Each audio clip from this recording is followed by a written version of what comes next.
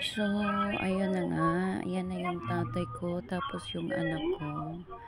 Ganito talaga sa abroad. Pag nasa abroad tayo, kailangan natin i-monitor yung ating parents, kung ano yung mga ginagawa nila. Kaya thank you sa Tapo CCTV camera. So, satisfied na tayo na nakikita natin yung parents natin na okay lang sila. So, ayan, nasa labas ng bahay yung aking anak at yung aking tatay.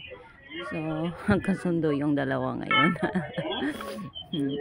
On vacation yung anak ko, kaya banding-banding sa lolo niya dyan sa labas ng bahay.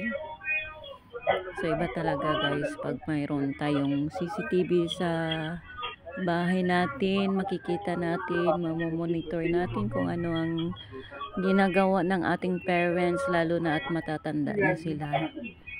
So, kaya naglagay kami ng ganyan kasi para na rin mamonitor. Alam niyo na, puro na sila matatanda at minsan lang umuwi yung mga anak niya, kaya sa CCTV na lang namin sila minomonitor.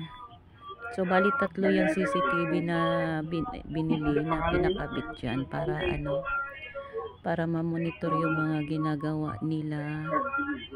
At makikita na rin kung anong ginagawa nila, lalo na puro malalayo yung mga anak niya. Puro may trabaho, may duty.